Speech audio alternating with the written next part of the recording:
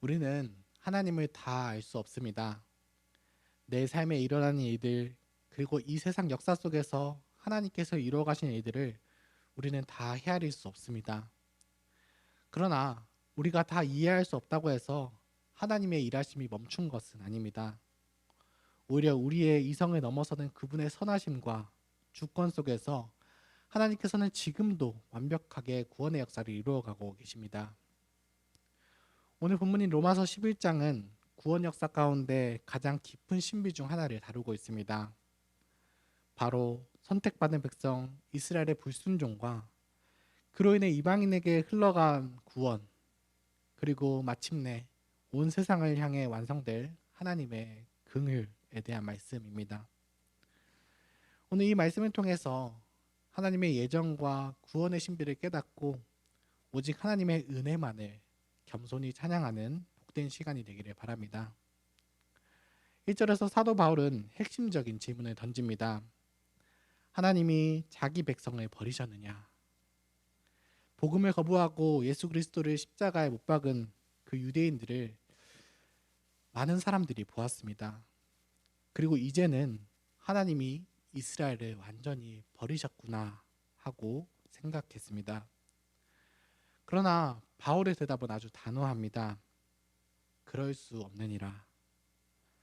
사도 바울은 엘리야 때 그 사건을 떠올립니다.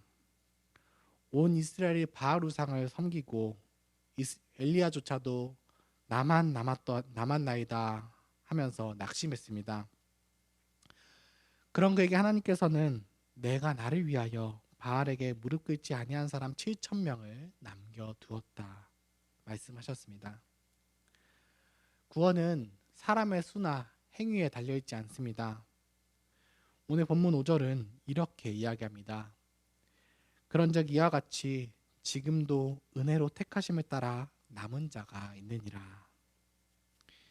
이스라엘이 다 넘어진 것 같아도 하나님께서는 자비로운 그 은혜의 선택을 따라서 남은 자를 항상 두셨습니다. 구원은 인간의 공로나 자격이 아니라 오직 하나님의 주권적인 은혜로 이루어집니다. 은혜로 선택받은 자는 구원을 얻었지만 스스로의 그 의를 의지해서 은혜를 거부한 사람들은 눈이 어두워져서 믿지 못하게 됩니다.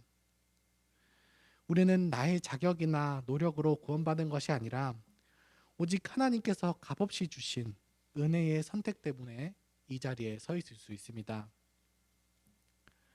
그렇다면 예수를 믿지 않는 유대인들은 이제 영영 기회가 없는 것일까요? 그렇지 않습니다. 하나님께서는 이스라엘 완악함조차도 구원 역사의 도구로 사용하십니다. 유대인들이 복음을 거부하고 넘어짐으로 말미암아 어떤 일이 일어났습니까? 복음이 이방인에게로 흘러가게 됩니다. 이방인인 우리가 구원을 받게 된 것입니다. 그리고 하나님께서는 이방인들이 누리는 은혜와 구원을 보면서 유대인들에게 시기심이 일어나게 했습니다. 즉 유대인들의 완악함을 통해서 이방인을 구원하시고 또 이방인의 구원을 통해서 다시 유대인을 돌아오게 하시는 것입니다. 여기서 바울은 이방인 성도들에게 경고를 하나 합니다. 참 감람나무의 가지 몇이 꺾이고 돌 감람나무인 우리가 그 사이에 접붙임을 받아서 참 감람나무 뿌리의 진액을 함께 받게 되었습니다. 그러므로 이방인 그리스도인들은 결코 자랑하거나 교만해질 것이 없습니다.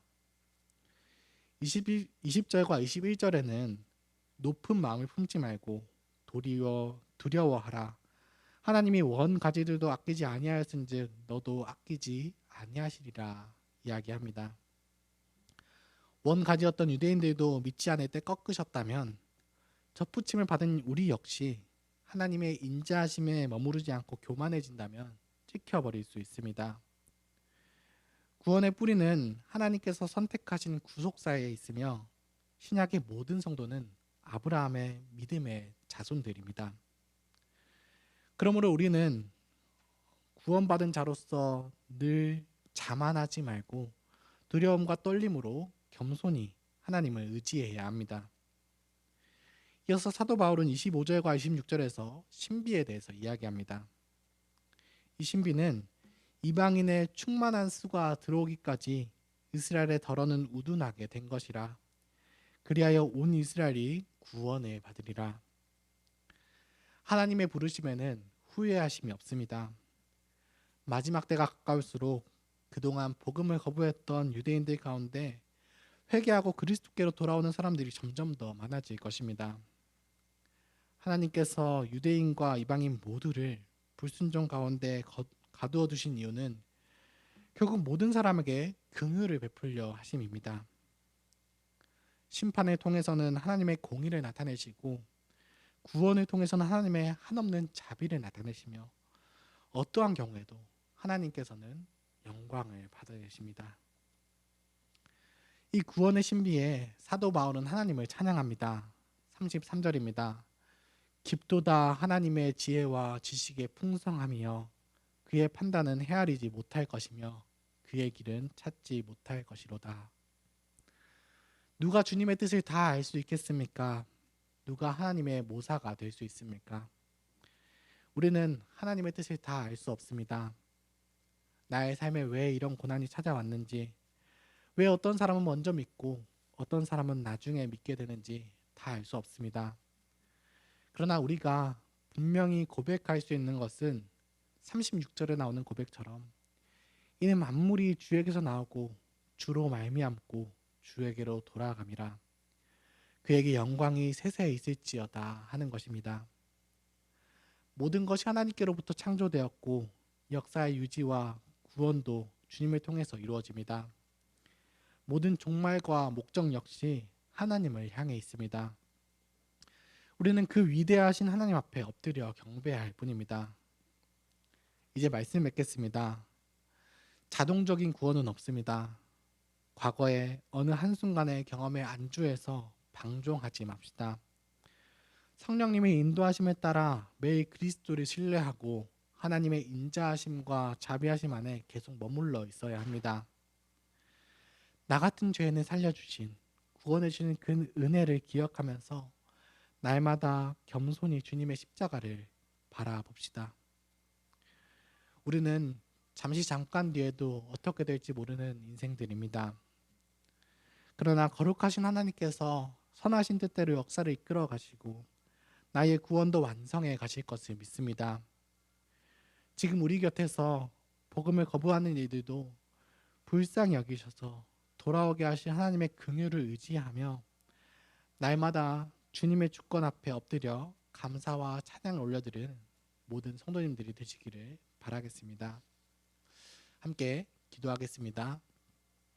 하늘에 계신 우리 아버지 하나님, 오늘 하루도 진리의 말씀 허락하시니 감사합니다. 우리의 짧은 생각으로는 하나님을 다 알 수 없습니다. 그러나 그 이해할 수 없는 순간에도 우리의 한계를 넘어 일하시는 하나님의 선하신 뜻과 주권을 의심하지 않겠습니다. 주님께서 완벽하게 구원의 역사를 이끌어가 주시옵소서. 이 타락한 시대에 아무런 자격 없는 저희를 남은 자로 불러주시고 하나님의 자녀 삼아 주신 은혜에 감사드립니다. 계속해서 교만하지 않고 오직 두려움과 떨리는 마음으로 주님의 십자가만을 의지하게 하여 주시옵소서. 자녀를 양육하는 부모들이 하나님의 신실한 언약을 기억하게 하여 주시옵소서. 말씀을 전하시는 유해신 목사님께서 영육간을 강건하게 하시고 복음의 통로 역할을 계속해서 이어갈 수 있도록 능력을 더하여 주시옵소서. 섬기시는 장로님들이 성령이 충만하셔서 성도들이 더욱 믿음 안에 살아갈 수 있도록 지혜를 주시고 집사님들께서 어려운 이들을 돌보기에 넉넉한 형편과 상황을 허락하여 주시옵소서. 지금 이 시간에도 질병으로 고통받는 성도분들을 하나님께서 회복시켜 주시고 인간관계에서 어려움을 겪거나 재정의 어려움을 겪는 이들에게 하나님께서 위로를 더하여 주시옵소서. 우리 삶의 모든 순간을 선하게 이끌어 가시는 주님 앞에 엎드립니다. 예수님의 이름으로 기도드립니다. 아멘. 은혜로운 기도 시간이 되시기를 바라겠습니다.